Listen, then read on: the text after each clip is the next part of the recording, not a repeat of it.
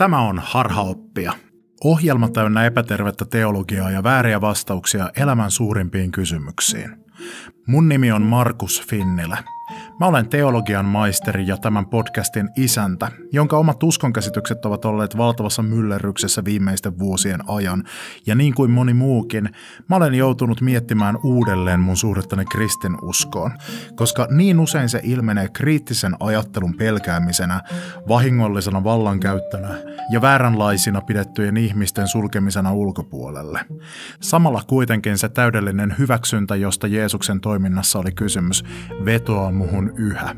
Tässä ohjelmassa mä etsin, toisinaan yksin, toisinaan mielenkiintoisten vieraiden kanssa, suuntaviittoja kohti sellaista uskoa, joka olisi vapaa tästä meidän kristittyjen sen ympärille kasaamasta painolastista ja joka ei tarkoita oman tunnon tai järjen hylkäämistä. Tänään Harhaoppia-podcastin palaa legendaarinen räppäri, pastori, teologian tohtori, nyt myös kirjailija Lauri Kemppainen.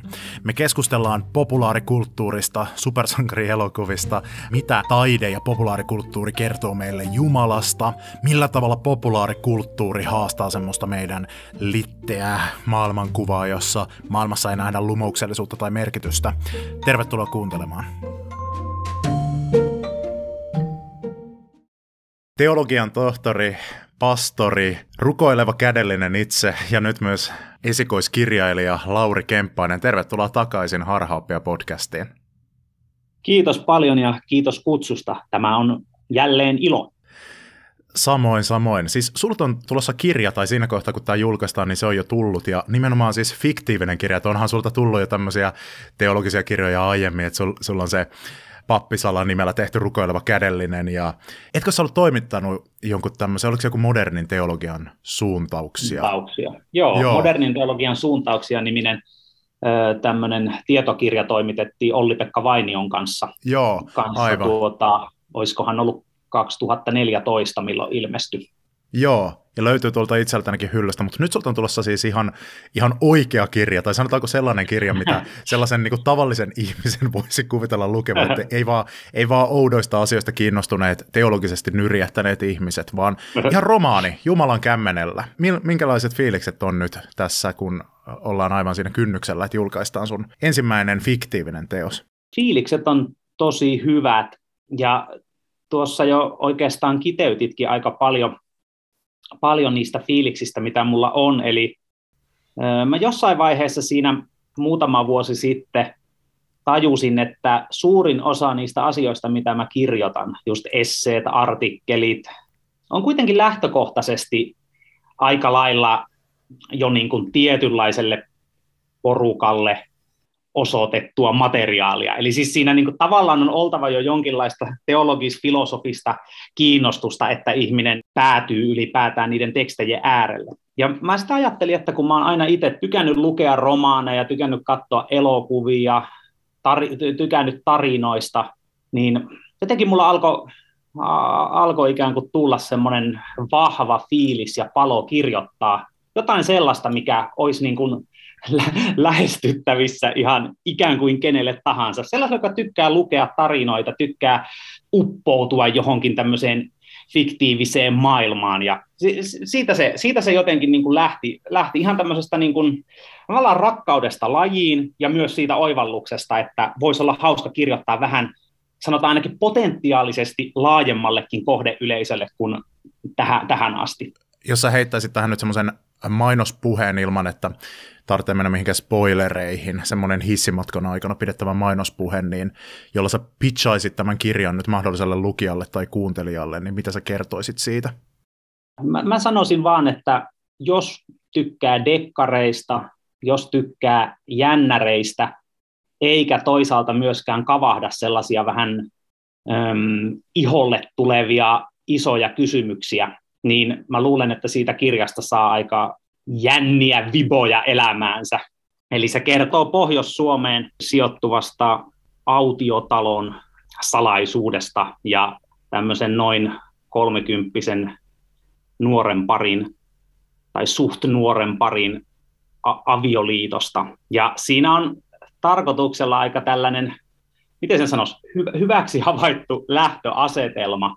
Eli mä itse tykkään aika monesti sellaisista genrejutuista, tavallaan niin kuin jo ehkä jossain määrin kliseeksi muodostuneista jutuista, joihin sitten tulee jotain twistiä, jotain sellaista ehkä niin kuin sellaisia sävyjä, jotka sitten vähän niin kuin sekoittaa pakkaa, mutta kuitenkin siellä on joku sellainen ikään kuin tuleessa koeteltu tarinallinen ydin. Ja mä tässä kirjassa tarkoituksella vähän niin kuin hyödynnän monia sellaisia juttuja, mistä mä itse olen tykännyt, mitkä mä oon itse kokenut kiehtovina miljöinä, kiehtovina asetelmina, tarinan kuljetuksina, mutta sitten mä yritän heittää sinne vähän sellaista niin kuin omaa twistiä, joka on ehkä sitten nimenomaan teologisesti ja filosofisesti suuntautuneen ihmisen twistiä verrattuna jonkun toisen alan ihmisen painotuksiin.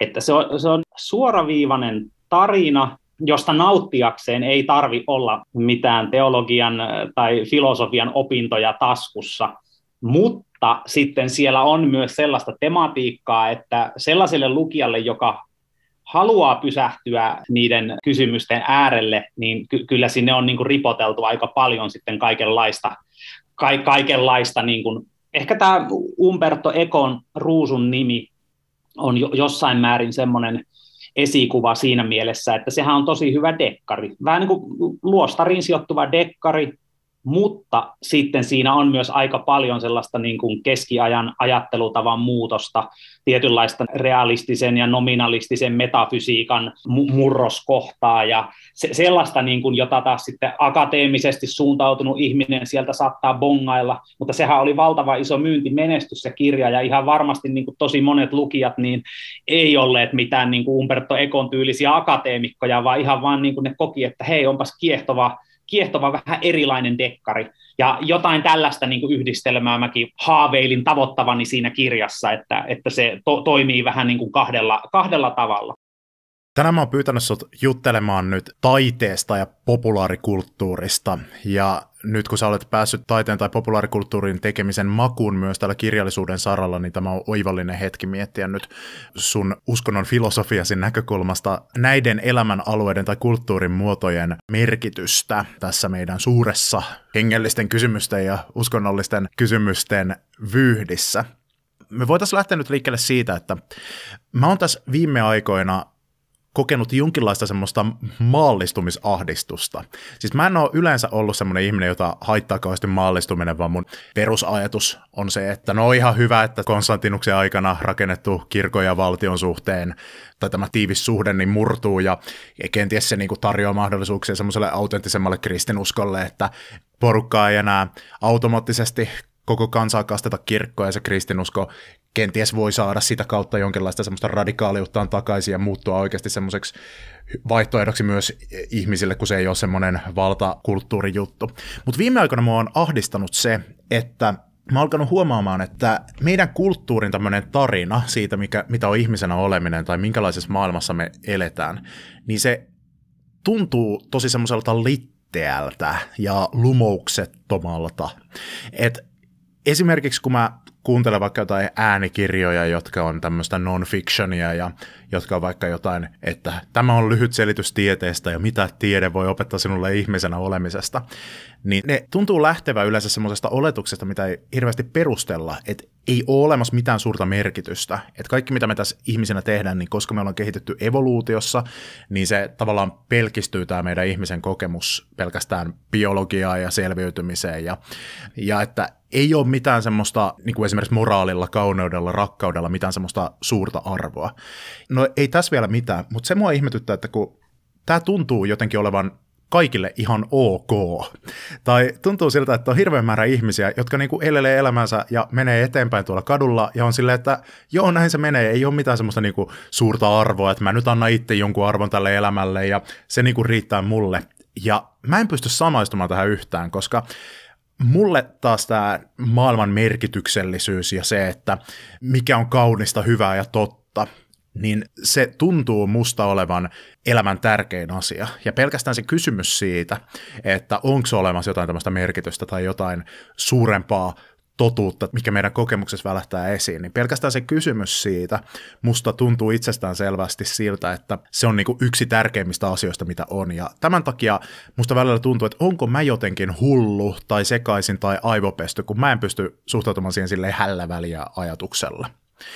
Sä oot kirjoittanut siitä, että populaarikulttuuri ja taide tietyssä mielessä kuitenkin tarjoaa niin kuin nykyihmiselle semmoisia väyliä, tai ehkäpä paremminkin niin, että semmoisessa populaarikulttuurissa ja taiteessa, mitä ihmiset tuottaa meidän kulttuurissa, niin näkyy kuitenkin se, että semmoinen merkitys ja lumouksellisuus ja tämmöiset niin kuin tuonpuoleiset arvot ei ole kadonnut kuitenkaan oikeasti mihinkään, vaan että populaarikulttuuri tietyssä mielessä haastaa tämän litteän tavan nähdä maailmaa. Millä tavalla sun mielestä populaarikulttuuri kutsuu tämmöiseen hengelliseen etsintään? Tuo oli erinomainen tilannekatsaus sulta ja tuntui monta kertaa niin kuin olisi kuunnellut omia ajatuksiaan, eli samaistun tosi vahvasti tuohon sun kokemukseen. No, aloitetaan siitä, että mä vähän luulen, tämä voi olla jonkinlainen niin kuin ylimielinen luulo ja voin olla ihan hyvin väärässäkin, mutta mä luulen, että niin kuin läheskään kaikki, jotka niin kuin ajattelee edustavansa tällaista niin kuin tieteellistä maailmankuvaa ja jotain tällaista niin kuin puhdasta naturalismia, niin ei ole välttämättä pysähtynyt miettimään loppuun asti, että mitä se käytännössä tarkoittaa ja minkälaiset asiat siinä ikään kuin heitetään pesuveden mukana, jos näin voisi sanoa. Ja nyt kun populaarikulttuurin parissa ollaan, niin voin kertoa esimerkin. Mun yksi suosikki jännärikirjailija on tämä Lee Child nimellä kirjoittava britti, joka tekee näitä Jack Reacher-jännäreitä. Niitähän on siis varmaan yli 20 tullut jo tässä reilun 20 vuoden aikana. Ja mä luin vasta tämän Lee Childin kirjoittaman esseekirjan nimeltä Sankari, jossa hän pohti niin kuin sankaruuden olemusta. Ja hän niin kuin veti siinä hyvin tällaisen naturalistisen käsityksen ihmislajin kehityksestä. Ja hänen niin kuin pointtinsa siinä oikeastaan oli se, että tarinan kerronnalla on ollut tämmöinen selviytymistä tukeva evolutiivinen rooli. Eli sellaiset niin kuin ihmisyhteisöt, jotka on kertonut toisilleen tämmöisiä rohkaisevia tarinoita leirinuotion äärellä, on ehkä sitten selviytyneet paremmin niissä kovissa olosuhteissa. Käytiin esimerkkiä vaikka tällaisesta perustarina-arkkityypistä, että kerrotaan, että oli tyttö, joka eksyi pois oman porukan alueelta, kohtasi siellä pedon, mutta pääsi karkuun. Ja sitten toiset kuuntelevat, että ja tämä niin kuin luo rohkaisua. Ja sitten seuraava aste olisi se, että kohtasi pedon, mutta itse asiassa voitti sen pedon. Ja tämä olisi ikään kuin vielä tämmöinen kohottavampi, rohkaisevampi juttu. Ja jotenkin niin kuin tällaisten tarinoiden luoman jonkinlaisen itsetunnon tai sellaisen kautta nämä ihmiset olisi selviytynyt niissä esimerkiksi jääkauden karuissa olosuhteissa. Ja että tarinan kerronnalla olisi tällainen ihan täysin tämmöiseen niin kuin naturalistiseen maailmankuvaan istuva rooli. Okei, voi olla näin. En niin kuin ole perehtynyt asiaan, että lähtisin nyt kyseenalaistamaan tätä Lee Childin tulkintaa. Mutta jos lähdetään nyt vähänkään raaputtamaan pintaa, niin törmätään sellaiseen mielenkiintoiseen jännitteeseen, koska nämä Jack Reacher-kirjat kuitenkin loppupeleissä, nehän kertoo entisestä sotilaspoliisin majurista, joka kiertää ympäri Yhdysvaltoja, mukanaan vaan käytännössä hammasharja ja käteistä rahaa. Tämmöinen kunnon niin kuin eksistentiaalinen vaeltaja, joka näkee erilaisia epäoikeudenmukaisuuksia ja ei voi katsoa sivuun, vaan hänen on ikään kuin pakko puuttua niihin tilanteisiin. Eli on tämmöinen niin kuin klassinen tämmöinen, tiedätkö, lännenmieshahmon tai jonkun ritari-stereotypian niin kuin nykyaikainen versio. Tämmöinen yksinäinen ratsastaja, joka korjaa vääryydet ja jatkaa matkaa eteenpäin. No, jos me mietitään niin kuin sitä, että mun mielestä se Reacherin hahmon koko kiehtovuus perustuu siihen, että se ei tavoittele oikeastaan itselleen mitään, vaan se toimii vaan sen mukaan, mikä on oikein. Sillä on niin kuin tosi vahva tämmöinen moraalinen kompassi, ja kun se näkee vääryyttä, niin se auttaa, se ei saa itselleen itse asiassa mitään hyötyä siitä, se toimii täysin niin kuin epäitsekkäästi ja hoitaa asiat kuntoon ja lähtee pois. Mutta mä mietin, että miten tämä tarina istuu sitten tähän Lee Childin omaan tulkintaan siitä roolista, koska se Lee Childin hahmo kuitenkin selkeästi toteuttaa ja tavoittelee oikeudenmukaisuutta. Ei niinkään selviytymistä, ei niinkään omaa etua, ei niinkään oman lauman tai jonkun tällaisen oman pienyhteisön selviytymistä edistäviä keinoja. Ja silloin niin kuin mun nähdäkseni siinä on jo tietynlainen puhtaan naturalismin ylittävä ihanne jostain, niin kuin jotain mikä on totta, hyvää ja kaunista, jonka tavoittelu on jo itsessään sankarillista ja tavoiteltavaa. Ja mun mielestä tämä niin kuin jännite siihen niin kuin Lee Childin toisaalta naturalistiseen sankarikäsitykseen ja toisaalta sitten hänen omien kirjojensa sankarikäsitykseen, niin mun mielestä tämä kiteyttää aika paljon ylipäätään meidän tämän ajan jännitettä. Toisaalta tietyn lailla tulkitun tieteellisen maailmankuvan ja toisaalta tietynlaisten lopulta aika velvoittavina otettujen arvojen välillä. Okei, mä koitan sanoa omin sanoin tämän, mitä sanoit. Kerro, jos on ymmärtänyt väärin. Eli tämä Lee Child esimerkkinä nyt tämmöisestä ajattelutavasta, niin hän selittää tarinoiden voiman sillä, että ne on parantaneet selviytymistä, koska ne on innoittaneet. Ja sen takia ne arvot, mitä ne tarinat kuvaa, niin niillä ei varsinaisesti ole mitään muuta merkitystä kuin se selviytymisen parantaminen, ja tämä on vähän niin kuin jäänyt nyt meille päälle ihmislajina tämä, että me pidetään tarinoita hienona juttuna sieltä jääkaudesta ja kivikaudesta ja tuolta evoluutiohistoriasta, mutta sitten käytännössä ne arvot, mitä meidän suuret tarinat meille kertoo ja mitä me pidetään jotenkin velvoittavina ja sellaisina, että ne kuvaa jotenkin sitä, mikä on oikein ja totta ja hyvää, kuitenkin osoittaa kohti semmoista esimerkiksi oikeudenmukaisuutta tai epäitsekkyyttä semmoisella tavalla, joka ei oikeastaan nyt istu siihen selviytymiseen, tai että selviytymisestä olisi kaikessa vaan kysymys. Eli tavallaan siinä on semmoinen jännite, että toisaalta mä ajattelen, että kaikessa on kysymys vaan selviytymisestä, mutta toisaalta mä toimin ikään kuin myöskin tämmöiset arvot, joissa on kysymys jostakin muusta, olisi velvoittavia. Joo, jotain tollasta nimenomaan tosi hyvin sait kiinni. Ja kyllähän varmasti tosi monet tarinat menee aika luontevasti siihen tietynlaiseen naturalistiseen käsitykseen. Jos ajatellaan, että aika monet tarinat on eräänlaisia soidinmenoja, joissa tavallaan idea on se, että uros yrittää tehdä vaikutuksen naaraaseen, uros saa naaraan, pääsee lisääntymään. Tai että erilaiset heimot taistelee keskenään reviiristä ja toinen heimo voittaa, kukistaa toisen ja valtaa reviirin itselleen. Ja tällaiset tarinathan voi aika helposti laittaa tietynlaiseen niin kuin naturalistiseen viitekehykseen. Mutta entäs sitten joku vaikka Terence Malickin Hidden Life-elokuva, joka kertoo tästä Franz Jägerstätter-nimisestä totaalikieltäytyjästä, joka ei halunnut sotia Hitlerin rintamassa, vaan kieltäytyi, joutui vankilaan ja telotettiin, jolla oli siis perhe. Koko hänen kyläyhteisö ihmetteli sitä, että mitä ihmettä, mitä sä voitat tuolla jutulla, sä kuolet ihan turhaan, sun niin kuin vaimo jää ilman puolisoa, sun lapset jää ilman isää, tuo on niin kuin järjettömin teko, mitä voi tehdä. Ja silti mä sanoisin, että aika moni niin kuin nykypäivän elokuvakatsojasta kuitenkin saa kiinni siitä, että toi Jägerstätterin teko ei ole järjettömyyttä, vaan siinä on jotain ylvästä, jotain ylevää, jotain ihailtavaa, jotain ihan jopa tämän maailman ylittävää arvoa. Ja niin kuin tämän tyyliset tarinat, jossa nimenomaan niin kuin joku oikeudenmukaisuuden tai hyvyyden tai totuuden ihanne menee kaikenlaisen tämmöisen niin kuin maalaisjärkisen selviytymisen edelle, niin nämä jo on heti huomattavasti niin kuin haastavampia mun nähdäkseni mahduttaa sellaiseen puhtaaseen naturalistiseen viitekehykseen. Tai niin kuin mä kirjoitin jossain tekstissä, jos me mietitään tämä U2 Pride in the Name of Love-biisi, joka kertoo Martin Luther Kingistä. Ja kun siinähän on lopussa, että free at last, they took your life, they couldn't take your pride.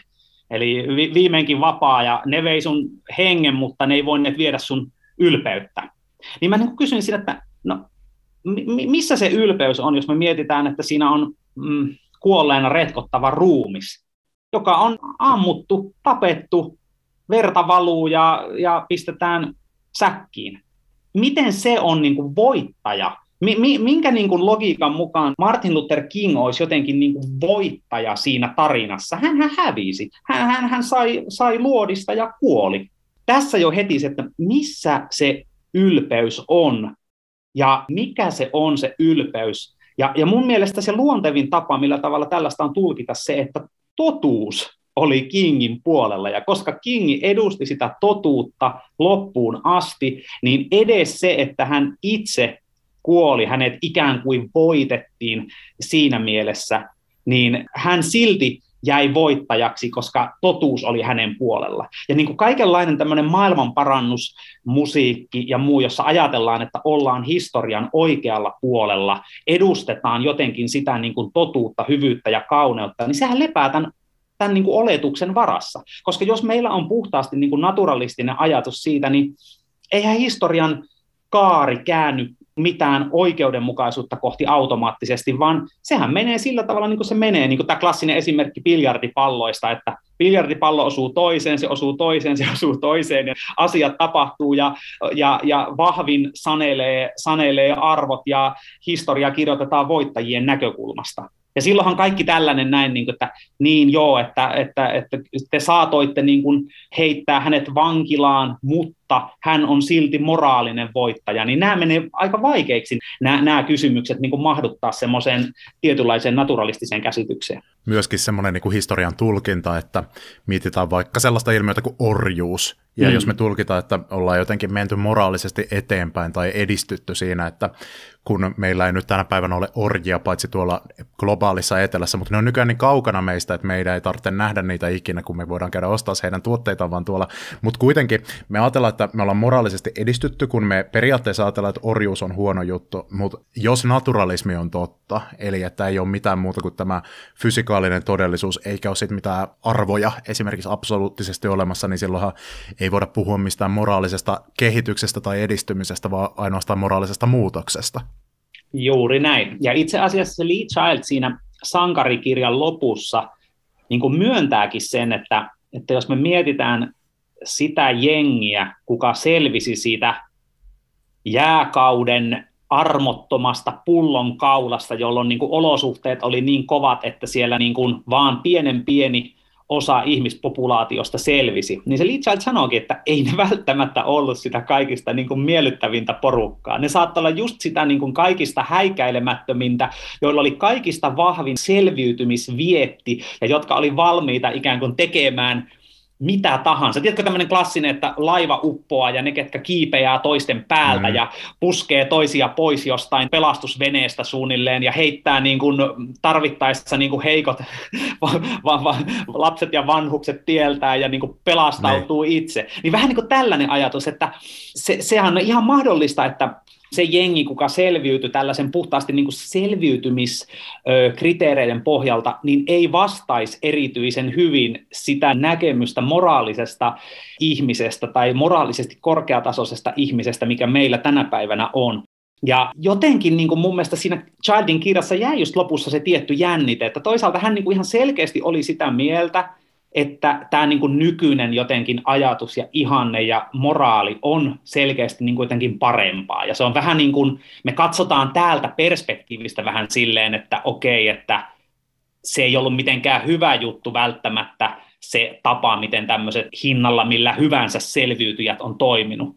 Mutta sitten kuitenkin se jää vähän niin kuin sellaiseksi, vähän niin kuin ilmaa roikkumaan se, että onko meillä toisaalta sitten kuitenkaan mitään todellisia kriteereitä sanoa, että joku tämän päivän ihmisoikeusmoraali tai joku tietynlainen globaalin solidaarisuuden ajatus tai muu olisi sitten jotenkin oikeasti sen parempi moraali.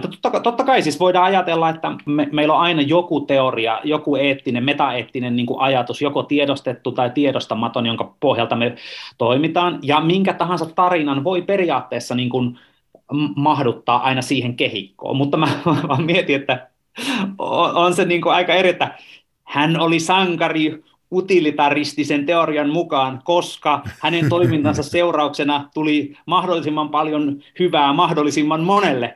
Ja niin kuin se on vähän niin kuin, siinä on jotain vähän banaalia, jos se niin kuin asetetaan tällä tavalla. Että jollakin tavalla se niin kuin tämmöisten sankaritarinoiden ja tälleen eettisesti virittyneiden juttujen henki kuitenkin meinaa vähän niin kuin viedä tuonne jotenkin tuonpuoleisuutta kohti, jotain sellaisia niin kuin arvoja kohti, jotka tavallaan ikään kuin kutsuu meitä ja kiusaa meitä, mutta jotka on sitten hyvin vaikea tavallaan paikantaa jotenkin maailmaan. Niin kuin, siis se että niin kuin, jos minä löisin sinua, niin on hyvin helppo sanoa vaikka, että Markusta sattuu, kun Lauri lyö.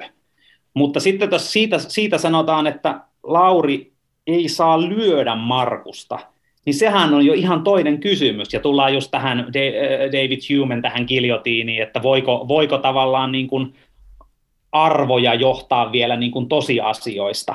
Ja tietyssä mielessä voisi ajatella, että jos sanotaan, että Lauri ei saa lyödä Markusta, niin se on jo maailmankatsomuksellisesti tosi latautunut väite verrattuna vaikka siihen, että jos Lauri lyö Markusta, niin Markukseen sattuu. Jos mä kanavoin mun sisäistä uusateistia, niin mä pystyn itselleni kertomaan tähän kaikkeen, että okei, joo, meillä on semmoinen tunne, että sä et saa vaikka lyödä mua, tai mä en saa potkaista sua, tai lähettää sulle kirjepommia nyt kostoksi siitä, koska me asutaan aika kaukana toisistamme. Mutta sitten tämmöisestä mun sisäisen uusateistin näkökulmasta, niin tässähän voi olla kysymys vaan siitä, että evoluutiossa ihmispopulaation selviytymistä on parantanut se, että meille tulee tämmöinen harha siitä, että on oikeasti jotain velvollisuuksia, jotka eivät perustu pelkästään joihinkin meidän sosiaaliseen hyötyyn tai johonkin tämmöiseen. Että evoluution näkökulmasta on hyödyllistä se, että jos ihmispopulaatiossa on tämmöisiä uskomuksia, joiden mukaan toisia kohtaan pitää toimia hyvin ja rakastavasti ja oikeudenmukaisesti, mutta sitten sillä sekunnilla, jos mä yritän elää sitten semmoisen käsityksen mukaan, niin se romahtaa kokonaan, koska mulla ei vaan ole mahdollisuutta elää ihmiselämää ikään kuin ei olisi olemassa mitään tämmöistä objektiivista moraalista velvollisuutta olemassa. Mutta mua kyllä kaihertaa ja epäilyttää ja mietityttää se, että onko mulla niinku mitään semmoisia järkiperusteluita ajatella, että tämä ajatus, joka esimerkiksi kristinuskossa on ja oikeastaan taitaa olla melkeinpä kaikissa systeemeissä, mitä maailmassa on, että on tämmöinen objektiivinen moraali. Onko mulla niinku järkiperusteluita ajatella, että se on enemmän totta kuin tämmöinen ultranaturalistinen tulkinta, jonka mukaan tässä on kysymys vaan selviytymisestä. Ihmispopulaatiossa on hyödyllistä populaation selviytymisen kannalta, että siellä on tämmöistä altruistista toimintaa, ja evoluutio on tuottanut meille voimakkaan harhakuvitelman siitä, että moraalikysymykset, ne on jotenkin enemmän objektiivisesti totta kuin vaikkapa mielipide-erot siinä, että minkä makuinen jäätelö on hyvä. Eli mä niin kuin sitä haen takaa, että okei, joo, me ihmiset ollaan rakennuttu sillä tavalla, että meidän on pakko toimia ikään kuin moraalilla olisi jotain semmoista niin kuin pohjaa, tai minun ainakin on pakko toimia niin, mutta onko mulla nyt sitten varsinaisesti niin kuin jotain vihjettä olemassa siitä, että tämä myöskin olisi todempi tämä tulkinta kuin se naturalistinen tulkinta, mikä on ihmiselle hyvin vaikeaa? Joo, mä niin kuin itse henkilökohtaisesti ajattelen, että ei siihen varmaan ole mitään siis sellaista ikään kuin yksi niin kuin suoraviivasta tapaa tehdä näiden eri tulkintojen välille jonkinlaista niin kuin eroa, että jotenkin täysin vastaan sanomattomasti jotkut tietynlaiset propositionaaliset argumentit jotenkin johtaa siihen niin kuin lopputulokseen, että kyllä näin sen täytyy olla, koska ne aina lähdetään tietyistä aksioomista, jotka on näitä niin kuin itsessään perustelemattomia lähtöoletuksia, ja lähdetään niistä käsin ikään kuin tarkastelemaan, että miltä todellisuus näyttäytyy. Ja mä niin kuin itse ajattelen, että se niin kuin moraalinen ymmärrys on samalla lailla sellainen ymmärrys, joka jollakin tavalla kehittyy ihmisessä erilaisten kokemusten, ajattelemisen ynnä muun kautta. Ja näkeehän se ihan jo lapsistakin, että jos miettii, että pieni lapsi, niin harvoin se nyt niin kuin syntyy välttämättä mitenkään hirveän moraalisesti valmiina, vaan niin kuin aika pitkältihän siinä erilaisen kasvatuksen kautta niin kuin opetetaan myös jakamaan omasta ja ottamaan toisen tunteita paremmin huomioon ja tällaisia asioita. Ja siinä mielessä niin kuin se, että onko jotain semmoista, tiedätkö, knockout-argumenttia, joka jotenkin niin kuin väistämättä muuttaisi jonkun naturalistin tai materialistin vaikka platonistiksi, niin en ainakaan itse ole törmännyt sellaiseen, mutta niin kuin mun mielestä, jos me katsotaan ihmisen käytöstä, ihmisen ikään kuin tietoisuuden rakennetta, joka näyttää suuntautuvan jonkinlaisia arvoja kohti, jotain päämääriä kohti, niin se on paljon niin kuin mun nähdäkseni todennäköisempää tai ainakin koherentimpaa, johdonmukaisempaa ajatella, että nämä on jollakin tavalla todellisia asioita. Koska jos me lähdetään niin kuin miettimään, sanotaanko nyt tämmöistä niin kuin ultranaturalistista näkemystä, niin siinähän yleisesti ottaen ihan tällaiset valinnanvapauden ja vapaan tahdon ja tällaisenkin kysymykset tulee aika ongelmallisiksi. Ja jos me mietitään niin kuin tarinoita ylipäätään, niin aika monestihan tarinat pelaa jonkinlaisten valintojen ja päämäärien kautta. Ihminen tekee jonkun valinnan, sanotaanko vaikka hyvän ja pahan välillä, tai se niin kuin päättää toteuttaa jotain hyveitä eikä langeta joihinkin tiettyihin paheisiin, tai se ottaa vaikka tavoitteekseen pelastaa neidon pulasta tai jotain tällaista näin. Mutta sitten jos lähdetään mun käsittääkseni semmoisessa niin kuin hardcore naturalistisessa käsityksessä, niin ei oikein voi olla mitään päämääriä eikä intentioita, koska materiaalla ei ole päämääriä, sillä ei ole ikään kuin tavoitteita, sillä ei ole niin kuin intentioita, se ei tavallaan niin kuin ole, siinä ei ole merkityksiä siinä mielessä. Mutta sitten jos me kuitenkin ajatellaan tätä niin kuin ihmistietoisuutta, ja me kuitenkin koetaan, että meillä on jonkinlaista niin kuin valinnanvapautta, me asetetaan jonkinlaisia päämääriä ja me asetetaan tavoitteita. Ja just näihin inhimillisen tietoisuuden tämmöisiin suuriin valintatilanteisiinhan monet tarinat lopulta niin kuin perustuu. Ja silloin niin kuin siinä tietyssä materiaalisessa näkökulmassa, niin kuin nämä sanookin sitten monet, ketkä menee aika johdonmukaisesti päätyyn asti, että nämä kaikki on illuusioita. Ikään kuin, että ei ole mitään valintoja, vaan se on tosissaan se, että biljardipallo osuu toiseen, biljardipalloon se osuu toiseen, se osuu toiseen, se osuu toiseen. Ja tämä vanha ajatus siitä, että oikeastaan pystyisi kaiken tulevan päättelemään siitä, kun vaan tietäisi nämä niin kuin syy-seuraussuhteet kyseisellä hetkellä, ja sitten tämmöinen niin kuin superaivo pystyisi oikeastaan niin kuin näkemään kaikki jutut. Ja me vaan kuvitellaan olevamme vapaita tekemään yhtään mitään päätöksiä. Ja niin kuin siinä mielessä mun mielestä on paljon johdonmukaisempaa ajatella, että jos me koetaan, että tietynlaiset jutut on totta, tietynlaiset valinnan mahdollisuudet, tietynlaiset päämäärät ja muut, niin silloin siinä materialistisessa maailmankuvassa on ikään kuin jotain, joka sotii sitä vastaan. Tai sanotaanko semmoisessa klassisessa mekaanistisessa materialistisessa maailmankuvassa. Nythän siis tietenkin jotkut kvanttifysiikat ja muut käsittääkseni pistää pakan ihan uusiksi ja kyseenalaistaa tätä niin kuin vanhaa mekaanistista maailmankuvaa. Mutta toi, miten sä kuvailit sitä tietynlaista sisäistä uusateistiasi, niin se argumentti mun käsittääkseni on monesti aika tällaisen niin kuin mekanistisen materialismin hallitsema itsekään geenin ja muun tämmöisen selviytymisnarratiivin kyllästämä. Ja siksi mä niin kuin ajattelen, että todellisuus sellaisena, niin kuin me se koetaan, niin itse asiassa tukee paljon vahvemmin ajatusta jostain transcendentista horisontista, jota kohti meidän tietoisuus niin kuin menee, jota kohti meidän valinnat menee. Ja taas sitten, jos me ajatellaan silleen hyvin naturalistisesti, niin me joudutaan heittämään hirveän paljon esimerkiksi tietynlaisten tarinoiden mielekkyydestä jossain määrin roskakoriin. Tämä toimii nyt hyvänä niin tämmöisenä siirtymänä taiteeseen ja populaarikulttuuriin, koska mä oon tosi huono lukemaan. Mä oon kouluttanut sosiaalisella medialla itseni siis mun keskittymiskyvyn ihan rappiolle, mutta aina silloin tällöin tulee luettua jotain, ja kerran mä yliopistoaikana osallistuin länsimaisen kirjallisuuden klassikot-kurssille, jossa yhtenä kirjana muiden joukossa piti lukea Rikos ja rangaistus, mitä en olisi ikinä muuten varmastikaan tullut lukeneeksi, mutta siitä sai opintopisteitä ja siitä piti kirjoittaa joku esse.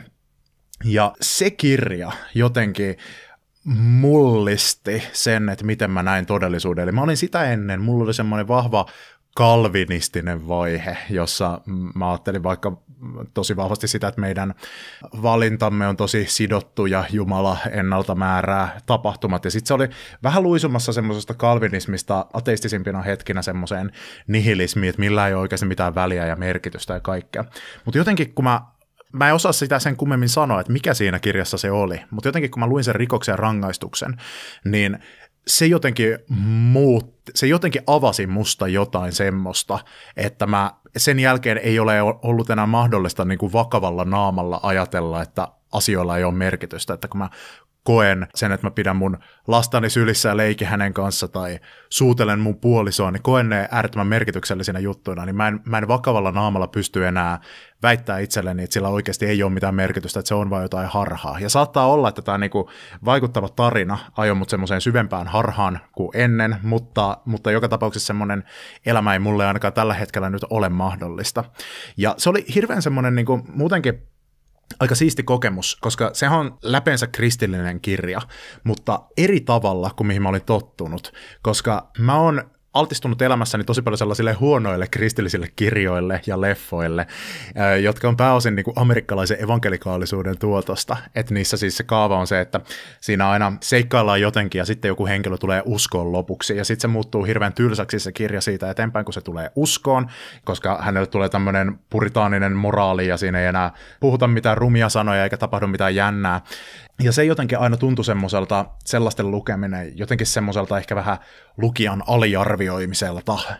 Mutta sitten kans yliopistoaikana mä lueskelin siitä, että mitä Taru Sormusten herrasta kirjoittaja J.R.R. Tolkien ja hänen paras kaverinsa C.S. Lewis, joka kirjoitti Narnia-kirjat, niin miten he näki taiteen tekemisen ja miten he näki, että tarinalla itsessään on arvoa. Että se ei ole pelkästään joku semmoinen koukku, millä yritetään huijata ihmiset nyt rukoilemaan syntisen rukous ja tulemaan uskoon, vaan että oikeasti panostetaan siihen maailmaan ja siihen tarinaan, ja se nähtiin jotenkin pyhänä ja arvokkaana niin kuin heidän välisissään keskusteluissa.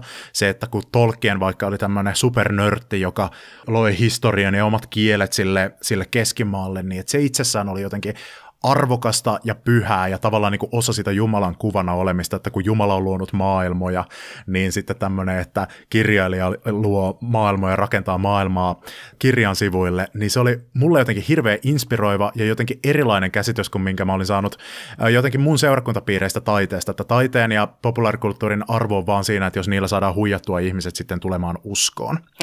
Mutta näillä kavereillahan tuli sitten jonkin verran niin kuin erimielisyyksiä siitä, että C.S. Lewis Narnia-kirjoissaan, niin silloin oli tämmöinen niin kuin meininki, että nehän on tosi selkeitä allegoriaa, että sieltä pystytään sanomaan, että okei, toi hahmo on Jeesus, toi hahmo on Pietari, toi hahmo on saatana, kun taas sitten Tolkienilla Taru Sormusten herrasta kirjassa ja Silmarillionissa ja muissa teksteissä se hänen katolinen usko tulee siellä enemmänkin semmoisissa arkkityypeissä ja teemoissa, mitä siellä kuljetellaan, ja tästähän niillä tuli jonkin verran tämmöistä, ei nyt ihan välirikkoa tästä syystä, mutta kuitenkin meni se heidän ystävyys vähän niin kuin siihen tuli haasteita.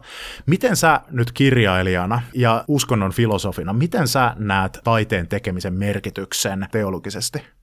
Joo, jos menen ihan pikkusen taaksepäin ennen kuin vastaan, kun puhuit tuosta taiteesta, jonka tehtävänä on salakavalasti houkutella ihminen tulemaan uskoon, niin, niin.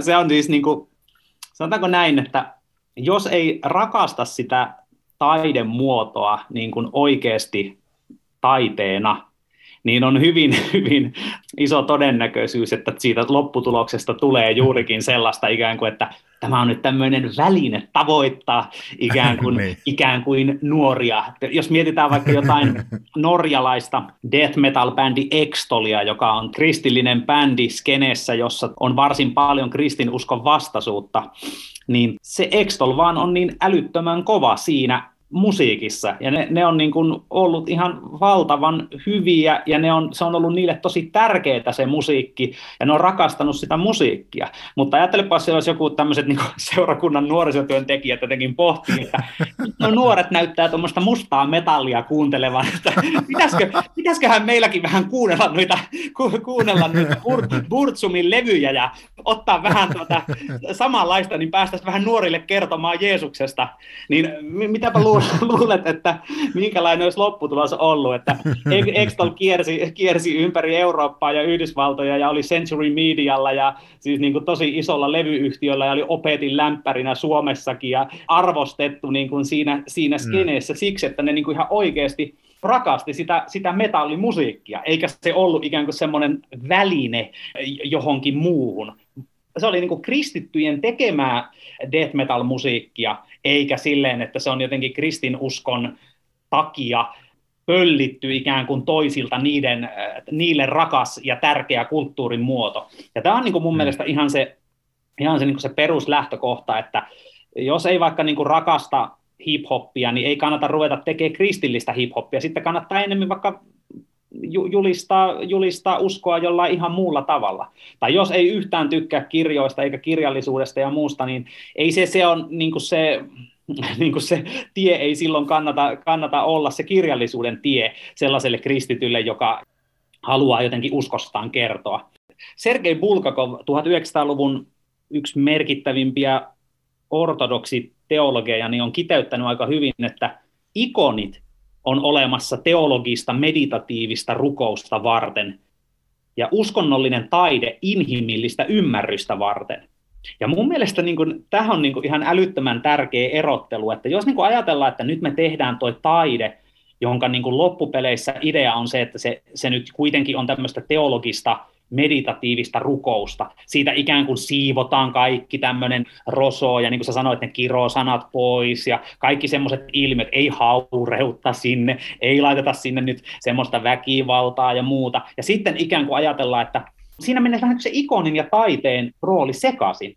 Silloin kun tehdään taidetta, niin sitä taidetta pitää mun mielestä rakastaa, ja jos kuvataan maailmaa, niin sitä maailmaa pitää oikeasti katsoa silmästä silmään sellaisena, niin kuin se maailma on. Ja ne on kaksi eri juttua, että ikonografia ja ikonitaide on ihan valtavan tärkeä juttu. Itselläkin itse tällä hetkellä tuossa pöydällä silmien edessä ikoni. Mutta sitten taas se lähtökohta, kun ruvetaan taidetta tekemään, niin se pitää olla mun mielestä vähän toisenlainen. Ja näin mä oon niin kuin aina ajatellut silloin, kun mä oon räppiä ja metallimusaa ja muuta aikanaan tehnyt, että ei se ole mikään julistuksen väline, vaan se on niin kuin asia, joka on mulle tärkeää samalla lailla kuin usko on mulle tärkeää. Ja silloin nämä kaksi mulle tärkeää asiaa yhdistyy luontevasti toisiinsa. Koska kyllähän jokainen vaikka biisin tekijä kirjoittaa biisejä jostain asiasta. Jos sille on lippalakit tärkeitä, niin sitten se kirjoittaa biisejä lippalakeista. Jos sille on, niin kuin, jos sille on Jumala jotenkin sydämessä jatkuvasti niin kuin myllertävä asia, niin silloin se luontevasti kirjoittaa Jumalasta niitä asioita. Ja jotenkin tämä on niin kuin mulle ollut se, että se niin kuin taide on ollut tapa käsitellä omaa olemassaoloa ja siihen kuuluen myös uskoa. Ja koska ne molemmat asiat on avannut näkökulmaa jonnekin syvyyksiin, jonnekin semmoisiin merkityksiin, joita ei ole löytänyt siitä naturalistisesta viitekehyksestä, siitä sellaisesta tietynlaisesta tiedesivujen maailmankuvasta, niin silloinhan se on vaan niin kuin ihan mitä loogisinta, että ne niin yhdistyy. Silloin ne tavallaan ne uskonnolliset kysymykset, hengelliset kysymykset, kokemukset ikään kuin löytää tiensä sinne taiteeseen ja toisaalta se taiteellinen mielenlaatu ikään kuin löytää ilmaisemismuotoja niistä niin kuin uskonnollisista kysymyksistä. Ja mä oon itse tuossa niin kuin Tolkien ja Lewis-kysymyksen asettelussa sitä niin kuin Tolkienin lähestymistavan edustaja, että mä en ole ikinä ajatellut, että mä etsisin tarinoista tai romaaneista jotenkin niin kuin Jeesuksen kuvia Jeesuksena, vaan enemmän se on semmoista niin kuin analogista erilaisten ilmiöiden ja juttujen ilmenemistä kuin sellaista bongailua, että no siellähän se Jeesus piileskeli tuon hahmon nahoissa. Joo, sehän on Narnia-kirjoissa, se on jossakin kohtaa ihan menee silleen tosi eksplisiittiseksi, että jos ei nyt vielä kellekään tullut selväksi, että Aslan, leijona, joka on tämä Narnian jumala, että hän on Jeesus, niin se jossain vaiheessa ottaa ne hahmot silleen palaveriin ja sanoo niille, että hei, mun täytyy nyt kertoa teille yksi juttu, että se on muuten sillä lailla, että Mä oon myös teidän maailmassa ne olemassa, mutta ihan eri nimellä, wink wink, että niin, teidän pitää niin, nyt lukijat, miettikääpä oikein kovasti, että kukahan mä olisin teidän maailmassanne, ja sitten se vielä muuttuu siinä, mä en ole varma, onko se sama kohta, se muuttuu sitten karitsaksi niiden edessä, jonka näistä käpälistä, eikö mitä karitsalla on, sorkista, niin niistä vuotaa verta, niin kun ne olisi haavoitettu, ja sitten se sanoo, että teidän maailmassa mä oon eri nimellä, että sieltä löydätte mut, niin se menee.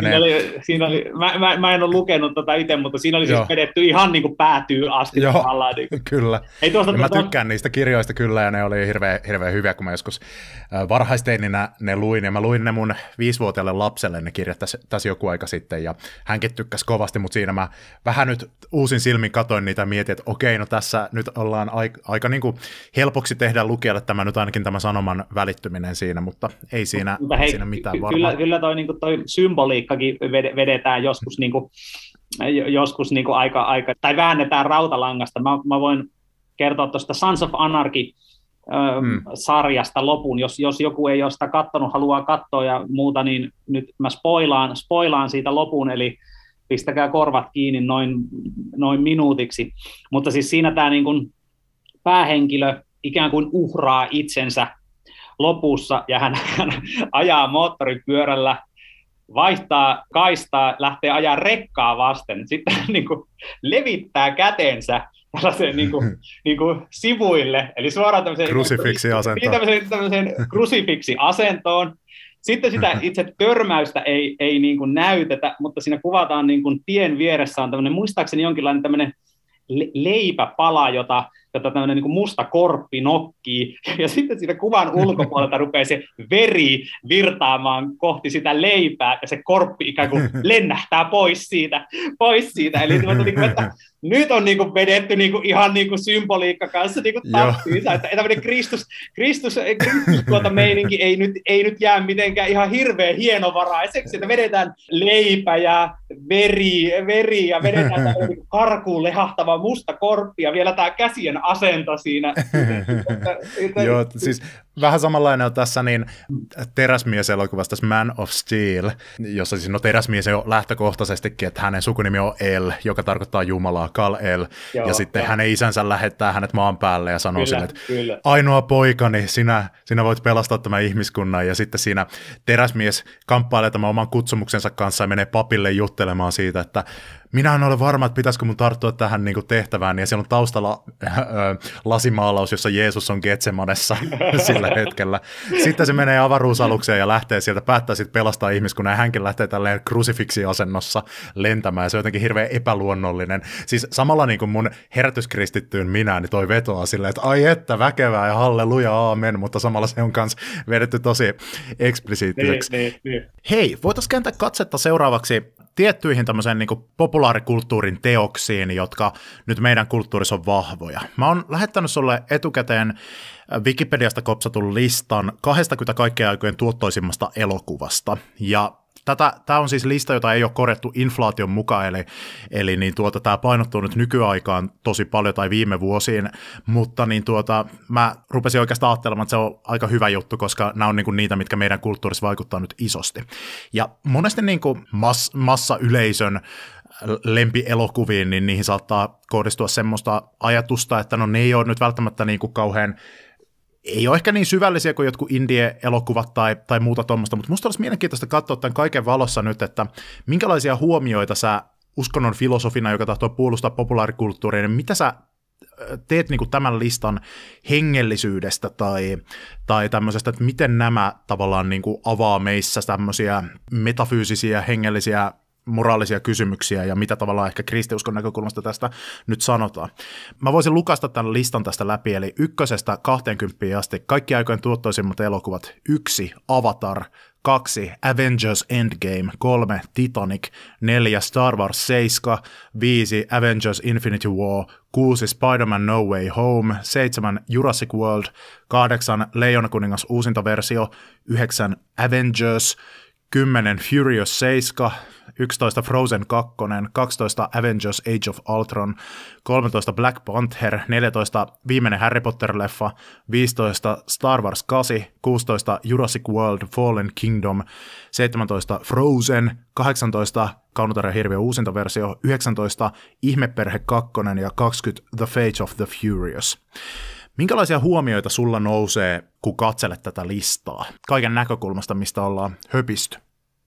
Sanotaanko näin, että toi lista ei nyt ainakaan mitenkään vahvasti kyseenalaista niitä juttuja, mitä me tuossa aiemmin pohdittiin, että ei siellä semmoisia hirveän naturalistisia keittiödraamoja tuolla listalla ole, että kyllä siellä aika tällaisten isojen eeppisten, myyttisten, mytologisten ikään kuin sävyjen kanssa niin kuin aika pitkälti painitaan, että nämä niin kuin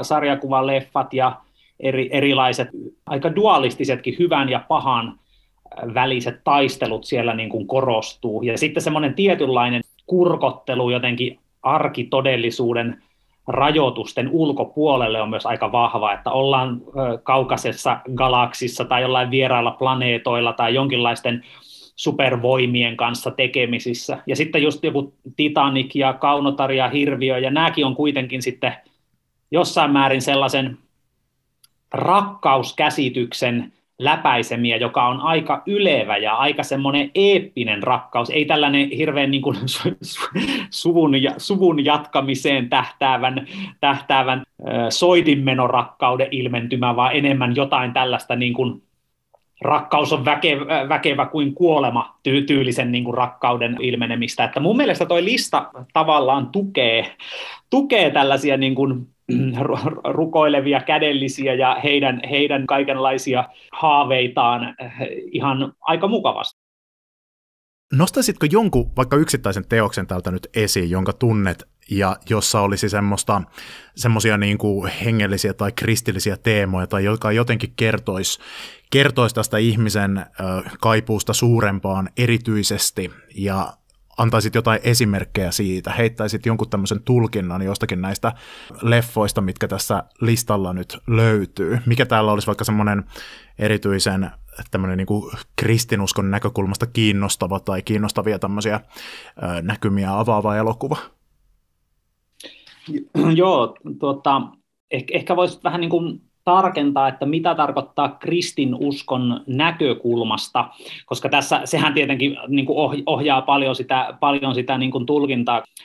Ja ehkä liittynyt siihen, että lähteekö sinne Lewis vai Tolkien linjalle, että tarkoittaako kristillisestä näkökulmasta sitä, että sieltä tämmöinen niin kuin Jeesus-allegoria jotenkin niin kuin löytyy, tämä tällainen niin kuin itsensä uhraava rakkaus, vai sitten laajemmin se ajatus siitä, että niin kuin Jumala on totuuden, hyvyyden, kauneuden ynnä muun tällaisten transcendentaalien ykseys, jota kohti kaikki suuntautuu. Ja se niin kuin ehkä ohjaa sitä tulkintaa, koska mä mietin eilen itse asiassa, mulla on lapset vähän ollut kipeinä nyt ja ne on ollut kotona ja ne katsoi eilen Frozen 2 ja toissapäivänä Frozen 1.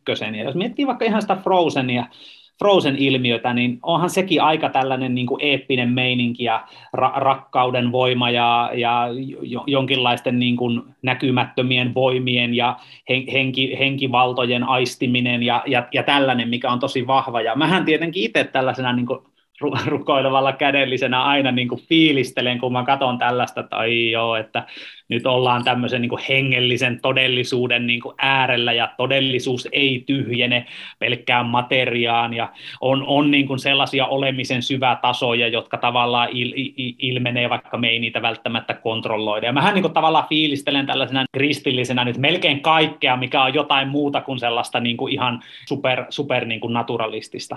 Mutta sitten taas se, että onko sellaisia, vaikka tuossa Logan Wolverine-leffassa on taas sitten niin kuin ihan selkeästi vaikka lopussa, Logan ei muuten löydy tuolta listalta, mutta siinä esimerkiksi on ihan selkeästi se, että tämä Wolverine uhraa itsensä muiden hyväksi, ja sehän taas on sitten tosi eksplisiittisesti kristillinen kuvasto. Että ehkä voisi ajatella yleisesti ottaen tuolla listalla, niin ehkä enemmän korostuu semmoinen, miten se on, semmoinen yleisteistinen tai platonistinen viba kuin sitten kristillinen sellaisessa niin kuin tiukasti ajatellussa mielessä? Vai miten sä itse, bongasitko sieltä jonkun ihan selkeästi sellaisen niin kuin tosi vahvan ikään kuin Kristus... Eli tämmöinen se C.S. Lewis-tyyppisen ratkaisun. No siis täällä on yksi semmoinen, siis Harry Potter and the Deathly Hallows Part 2. Se on ihan...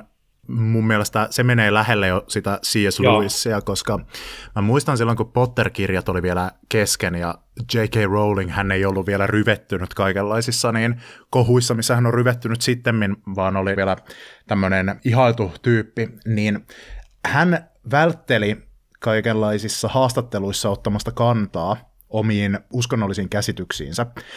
Ennen kuin julkaistiin viimeinen Harry Potter-kirja, jonka jälkimmäisen puoliskon toi 14 tuottoisin elokuva perustuu. Ja sitten hän kertoi, että hän on niin kuin vakaumuksellinen anglikaani kristitty, mutta hän ei voinut paljastaa tätä aiemmin, koska se olisi spoilannut liikaa tuosta niin kyseisestä leffasta. Ja vitsi, mä en tiedä, että onko niin kuin 11 vuotta vanhan leffan spoilaaminen nyt paha juttu, mutta sanotaanko näin, että siinä tulee hyvin selvä tämmöinen, että Kristus kantaa pahuuden omassa ruumiissaan ja uhraa itsensä ja nousee kuolleista ja itsensä uhraava rakkaus on tämmöinen kaikkein syvin voima kaikista. Se tulee siinä ihan siis selvästi esiin tässä loppuratkaisussa, eli hyvin tämmöinen klassinen Kristuskuva tulee siellä. Oletko nähnyt noi Matrixit? Joo, kyllä, paitsi uusimman, joka nyt niin on pyörinyt leffateatterissa.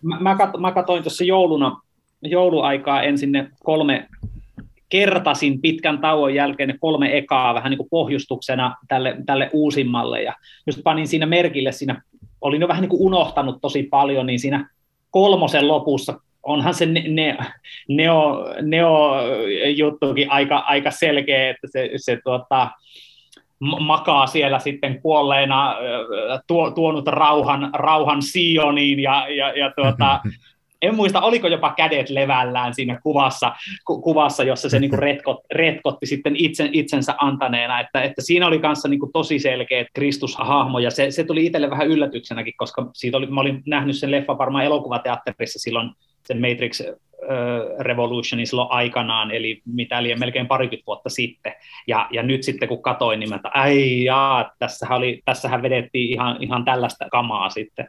Joo, mäkin muistin, että se Neo, että se on niinku semmoinen yleinen messiashahmo, mutta mäkään en muistanut, että se on noin isosti, että täytyypä siinä vaiheessa, kun tulee mahdollisuus katsoa se uusin, niin tosiaan ottaa myös tämmöinen maratoni siinä kohtaa ja kiinnittää huomiota. Joo, mä suosittelen, että ennen sitä uusinta niin kannattaa kerrata ne 3 ensimmäistä, että kyllä siinä niin vahvasti rakennetaan sille alkuperäisen trilogian pohjalle vähän uudella twistillä, mutta kuitenkin, eli olin tyytyväinen leffateatterissa sitten, että olin ne kattonut ja kerrannut siinä, että varmaan monet jutut olisi jäänyt vähän hatarasti, tai olisi ollut vaikea bongata monia juttuja sieltä, jos ei olisi kerrannut niitä. Matrix oli jostain syystä semmoinen leffasarja, joka, kun mä olin joku varhaisteini, niin mun piireissä varoitettiin siitä, että se on jotenkin saatanallinen, ja mä en ole ikinä... Se ei ole ikinä selvinnyt mulle, että minkä takia, mutta ei niin vahvasti kuin vaikka Harry Potterit, nehän oli siis ihan niin kuin perkeleestä täysin, ja jostain syystä Star Warsitkin oli siis mun piireissä, ne oli bannattu, ja Pokemonit ja Muumitkin yhteen aikaan oli huonoja juttuja. No Matrixissa on toki tämmöinen vähän tietynlainen gnostilainen viba siinä, että jos ajattelisi tälleen ihan niin kuin yber-ortodoksisesta niin kuin meiningistä ajatella tavallaan, että olemmeko me demiurgin luomassa maailmassa ja harhojen vallassa, ja nousemmeko täältä niin kuin gnoosiksen avulla erilaisten kerrosten läpi, niin voisi ajatella, että se on ikään kuin epäkristillinen. Mutta mä olin aika paljon syksyllä lukenut tämmöistä erilaista mystikkokirjallisuutta, niin kristillistä, buddhalaista, islamilaista, niin mä sitä Matrixia katsoessa tajusin, että siis tämä tietynlainen niin kuin havahtumisen, tietynlaisen heräämisen tematiikka, niin sehän on niin yleistä hengellisen, mystisen perinteen kuvastoa kuin vaan voi olla. Siis se ajatus, että itse asiassa me kaikki arkitodellisuudessa eletään jossain määrin omien harhojemme, oman egomme, oman niin kuin himojen heiteltävinä tämmöisessä ikään kuin samsaran pyörässä, kun hamsterit mennään, ollaan tiedostamattomia siitä niin kuin Jumalan todellisuudesta tai jostain perimmäisestä absoluutista. Ja se Matrix kolahti mulla siihen pohjaan tosi silleen teologisesti, että tämähän on ihan sitä ajatusta, että hei, että niin kuin on jotain muuta, ja ihmisellä on mahdollista ikään kuin herätä jotenkin näkemään se arkitodellisuus uusin silmin ja jossain määrin jopa muodostamaan ihan uudenlainen suhde siihen maailmassa elämiseen. Ja jotenkin se, miten se Neo ja kumppanit sitten siellä Matrixissa kulkee, vähän niin kuin niitä ei pidättele samat lainalaisuudet, ne ikään kuin näkee kaiken sellaisesta tietynlaisesta valaistuneesta perspektiivistä käsin. Niin sehän on tämmöisen valaistumisen tietynlainen niin kuin tavoite, että ihminen kuolee omalle egolleen ja uudesta vapaudesta käsin pystyy rakastamaan lähimmäistään ja vähän perinteistä riippuen myös Jumalaa, eikä ole enää kahlehdittu siihen samaan harhamaailmaan, missä hän on aiemmin pyörinyt. Ja siinä mielessä mulle se Matrix niin kuin oikeastaan voisi sanoa, että varmaan nyt 20 vuoden tauon jälkeen kolahti varmaan vielä enemmän kuin silloin aikanaan. Vaikkakin toki on sitä mieltä, että ei ne jatko-osat varsinkaan niin elokuvina nyt mitenkään, niissä on omat ongelmansa ja muut, mutta niin kuin rukoileva kädellinen minussa fiilisteli erittäin vahvasti tavallaan monia juttuja niissä Matrixeissa. Joo, kyllä tuosta saarna-havainnollistuksen saa, ja uskonnosta riippumatta, että niin yhdistävä oma uskonnolliseen vakaumukseesi tai yhteisön sellaiseen tämä Matrix-elokuva, niin sillä saa kyllä havainnollistettua kivasti ja muita pointteja. Onko sun mielestä olemassa, tämä menee nyt ihan tänne niin kuin äärilaita, onko sun mielestä olemassa saatanallista taidetta tai populaarikulttuuria, koska mua jäi nyt mietityttämään, kun mä pyörittelin mielessäni, että miten Harry Potteriin suhtauduttiin ja johonkin Star Warsiin jostain syystä mun varhaisnuoruudessa. Joo, siis se oli varmaan, kato se, kun siinä on niinku idän uskonto ja vähän niinku tämmöinen voima, joka on vähän epämääräinen verrattuna tällaiseen niin kuin kristilliseen. Niin, teistiseen Jumalaan, vaikka Jumalaa toki Raamatussakin kutsutaan voimaksi, mutta voimalla on pimeä puoli ja kaikkea tämmöistä ja pelottavia sarvipäisiä tyyppejä siellä. Niin tämä niin tuntuu musta nyt tosi hassulta, että tälle on ajateltu. Ja sitten myöskin semmoiset, että jos oli leffassa jotain seksikohtauksia tai oli vaikka päihteiden käyttöä tai kiroiltiin, niin nämä oli saatanan juonia. Ja puhumattakaan sitten semmoisesta äärimetallista, jossa saatanasta saatetaan puhua ihan jossain norjalaisessa black metallissa ihan silleen eksplisiittisestikin, niin onko siis semmoista ylipäätään, että voidaanko kuvitella, että olisi joku tämmöinen saatanallinen populaarikulttuurin tuotos, vai olemmeko me nyt niin kuin lunastaneet kaiken populaarikulttuurin, että tämä ohjaa meitä näkemään Jumalan todellisuuden meidän ympärillämme? Niin, että yritämmekö syleillä hengiltä nyt tässä niin kuin populaarikulttuurin kapinan ja omia sen tällaisen omien hengellisten tulkintojen piiriin. No siis joo, siis varmasti, sama kuin mä puhuin tuossa aiemmin siitä omasta taiteen tekemisen lähestymistavasta, niin ajattelen kyllä, että joo, että on varmasti niin kuin saatanallista taidetta siinä mielessä, että sellaiset ihmiset, jotka tekee niin kuin vakaumuksellisesta niin kuin joko saatanan palvonta tai jonkinlaisesta satanistisesta perspektiivistä käsin taidetta ja ihan niin kuin eksplisiittisesti nimenomaan niin kuin haluavat niin kuin ilmentää sitä omaa maailmankatsomustaan sillä taiteella, niin en todellakaan väitä että sellaista ei olisi, ja heillä varmasti, en usko, että hekään tykkäisi, jos täältä meikäläinen sanoo, että ei semmoista ole. Mutta sitten taas tämmöinen niin kuin populaarikulttuurin niin kuin saatana juttu, niin siihen mä suhtaudun paljon sitten epäileväisemmin, että musta tuntuu, että se on monesti vähän sellaista vähän niin kuin vaihdetaan päittäin ikään kuin se saatanan ja Jumalan nimitykset, ja ajatellaan, että ikään kuin jotenkin silloin se saatana on jotenkin siistiä ja jotenkin hyvää, ja se saatana edustaa silloin kaikkea sellaista niin kuin tavoiteltavaa. Jos miettii sellaista niin kuin ikään kuin, että saatana olisi jotenkin sitten, saatanalla olisi parhaat bileet ja paras musiikki, ja itse asiassa saatana vapauttaa tämmöisestä niin kuin ahdistavasta uskonnollisuudesta, jossa ihmistä pyritään kahlehdittamaan ja muuta, niin mun mielestä siinä on vähän sellaista niin kuin teologisesta näkökulmasta vähän sellaista hassua, että saatanahan on pikemminkin, saatanalliset asiat ja pahuus on ikään kuin hyvän puutetta niin kuin perinteisesti ajateltuna, ja niin kuin mä jossain tekstissä kirjoitinkin, että semmoinen niin kuin tosi saatanallinen keikka olisi se, että ihminen niin kuin jotenkin niin mustasukkainen siitä omasta suosikkibändistä, että se ei halua jakaa sitä niin kuin kenenkään muiden kanssa, että mieluummin kun menee sinne keikalle, niin se jää jonnekin parkkipaikalle sinne yksinään niin kuin jupisemaan, että tommosetkin tyypit, niin kuin, minä en nujen kanssa rupea sitä omaa niin kuin suosikkibändiäni jakamaan, ja mitä nuokaan ymmärtää siitä, ja minä olen kuunnellut tätä bändiä 15 vuotta, ja nuo on jostain Spotifysta viikko sitten löytänyt sen, ja ikään kuin se oman niin kuin ahneutensa ja turhamaisuutensa ja itsekkyytensä niin kuin vallassa, ja ei edes niin kuin avaudu sille musiikille ja sille jaetulle kokemukselle, niin toi olisi niin kuin aika saatanallinen keikka. Siitä ei puuttuu kaikki se hyvä, se yhteisöllinen, se niin kuin taiteellisuus, se kauneus, mitä tavallaan keikka voisi niin kuin tarjota. Ja musta niin kuin näissä monissa populaarikulttuurin saatana leimaamisissa niin on ehkä vähän sellaista, niin kuin, ehkä se menee vähän niin kuin puurot ja vellit niin kuin sekaisin, että haetaanko tosiaan jotain, jos nyt taas palataan siihen Bulgakovin erotteluun, että haetaanko sieltä niin kuin taidetta vai haetaanko sieltä ikonia, haetaanko sieltä niin kuin ymmärrystä elämästä vai haetaanko sieltä jonkinlaista niin kuin meditatiivista rukousta. Ja kyllä mä oon niin itsekin sitä mieltä, että onhan se siis oikeasti, että jos niin kuin ihminen kyllästää niin kuin jollain sarjamurhaa ja jutuilla, tai niin kuin mullakin on ollut aina välillä tullut semmoisia kausia, että mä oon niin kuin paastonnut oikeasti tietynlaisista leffoista, koska mä oon niin kuin miettiä tavallaan, että haluanko mä nyt oikeasti syöttää niin kuin mieleeni koko ajan jotain murhia, väkivaltaa, jotain tällaisia niin kuin juttuja. Totta kai ne niin kuin vaikuttaa ihmiseen ja niin kuin sillä tavalla ei se myöskään, niin kuin, kyllä se niin kuin joku totuuden siemen mun mielestä on siinä, niin kuin, että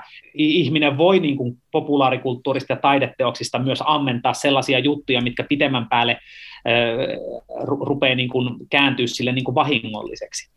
Mutta taas sitten niin kuin se, jos me mietitään tarinaa itsessään ja tarinan roolia ja mietitään, miten paljon Jeesus kertoo evankeliumeissa erilaisia tarinoita, erilaisia vertauksia. Onhan jossain laupiassa samarialaisessakin väkivaltaa. Hyvänä aika, sehän on väkivaltainen tarina. Siinä pieksetään tavallaan tyyppiä.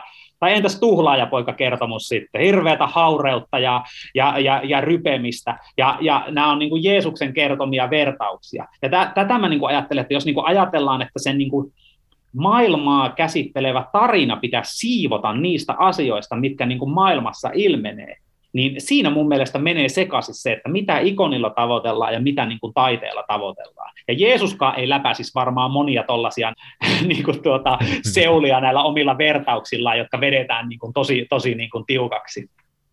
Ai että, tähän on mahtava lopettaa. Kiitos paljon Lauri Kemppainen taas aivan huikeasta keskustelusta. Jumalan kämmenellä kirja nyt julkaistuna. Mistä se on saatavilla, luettavissa, tilattavissa, kuunneltavissa? Mä vähän toivon, että se on tilattavissa ja kuunneltavissa joka paikassa, missä nyt kirjoja ylipäätään on. Eli kirjakaupoissa ja nettikaupoissa, äänikirjapalveluissa, kirjastoissa. Mä luotan siihen, että kun on iso kustantamo kirjan takana, niin jakelu on myös sen mukainen. Ja siinä oli tämänkertainen harhaoppija. Ja eikö sulle jotain kysyttävää tai kommentoitavaa? Voit laittaa mulle viestiä esimerkiksi Instagramissa Harhaopin sivun kautta, tai sitten Facebookissa, tai sitten sähköpostiosoitteeseen harhaoppia@gmail.com. Mutta nyt rauhaa, rakkautta ja hyvän kolmiyhteisen Jumalan siunausta sinulle, hyvä harhaoppinen kuulijani.